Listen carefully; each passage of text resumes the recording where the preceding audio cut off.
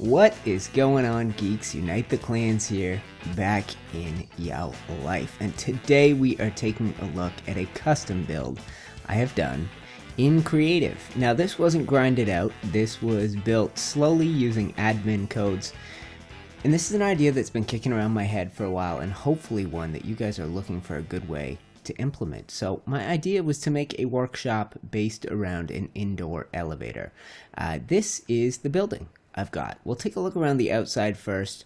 You, of course, can pick your own paint scheme. Let me know what you think of mine. I've gone with shades of green and brown for the most part, but this is the building. The back ain't particularly pretty, so let's work our way back around to the front, and I will show you just how this building works. So hopefully you can implement an elevator workshop in your place. So the main floor I've built exceptionally big to accommodate vaults. We've got 4 of them here, and that should be plenty. And with this wide open front, you can ride pretty much any dino in here to load and unload your gear. Now I see this elevator track, and I'm sure you do too, and you're thinking, where is the elevator?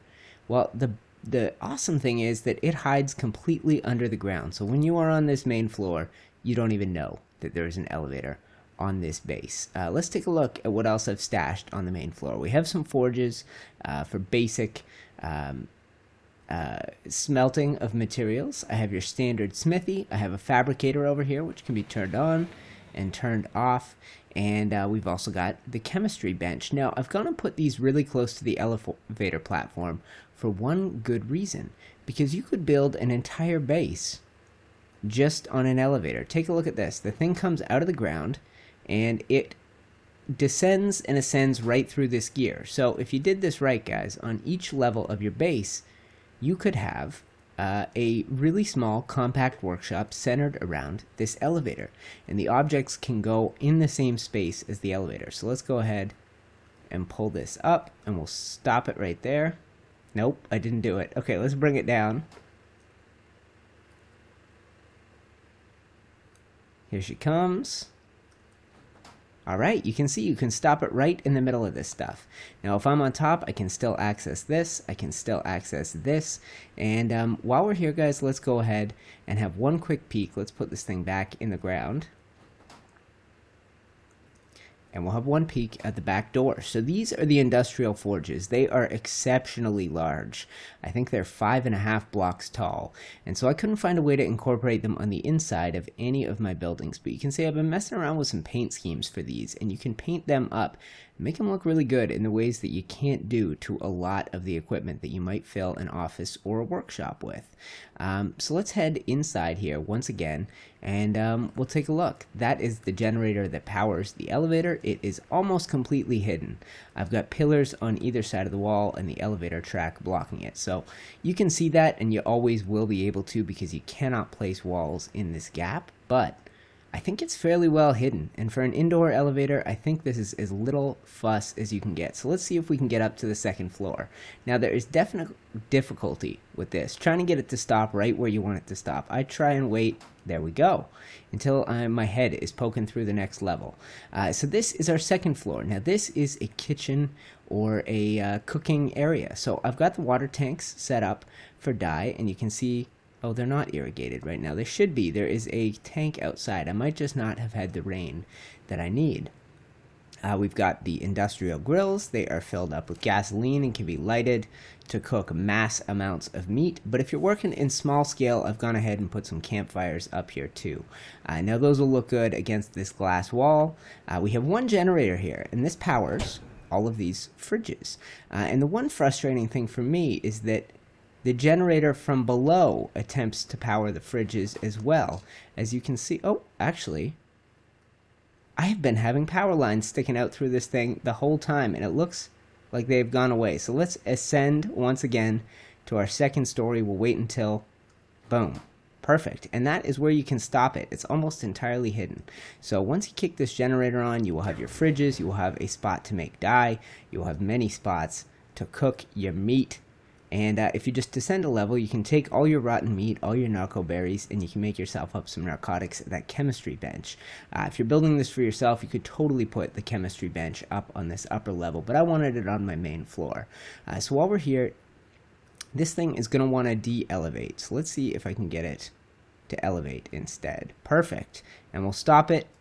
Perfect once we are through. Now this one, the space is really limited. This goes to show you exactly how much you can cram in a small space. So if you just build a 2x3, it's going to be the size of this room, and getting your elevator anywhere but the perfect spot is going to be a bit annoying. So let's descend it out of our way. And this room, guys, is the one that you would use for your main hangout. I would keep any sort of shoulder pets like your little monkeys or your little compies. I'd keep them right here on the desk.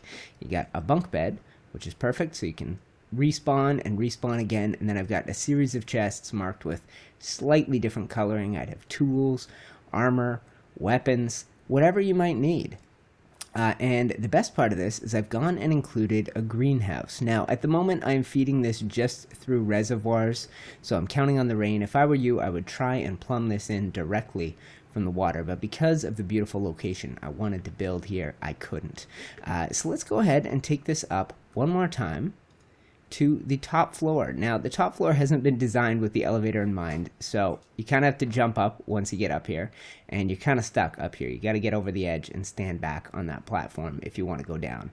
But this gives you a really good view of this area. This is a custom map. For those of you wondering where the hell I am and what you're looking at, this is the Rorema 2.0 custom map. It is one of my favorites of the ones currently under construction, and this seemed like the perfect spot to do a elevator workshop. So guys, that pretty much concludes this build. Let's get ourselves over, and I told you this top level is a bit of a silly design. I think I might be stuck out here. Yeah, let's go ahead and descend the stupid way, because that top level is really just an observation deck. I doubt you'd be going up there with any regularity. And let's bring this elevator back down, and we will complete this very short look at a elevator-based workshop. That is it, guys. Now, I've gone with a paint scheme that matches this forest in shades of brown and green with sky blue on a lot of the glass. And I like the way that it's turned out. I've got this sort of stepped walkway leading away from it, and we've got space to expand out in the back as much as we want. I like this build, and it is one that has been bouncing around in my head for way too long, and trying to get this thing done in survival would have been a nightmare.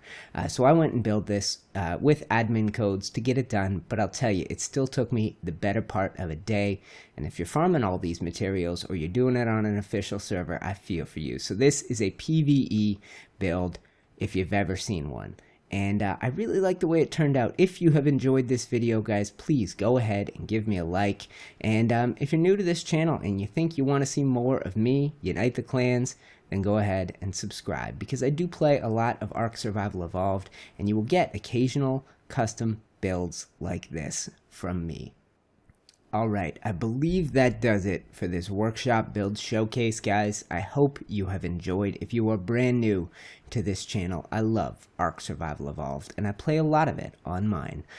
So in the top right corner, you'll see a little letter I. That will lead you to the YouTube cards, and I will put some of my favorite videos in that top right for you new people. And if you've been around a while and you're still enjoying this content, thank you so much. I'm gonna keep this up. Guys, that is gonna do it for this one. Thank you for watching, and I will see you in the next video.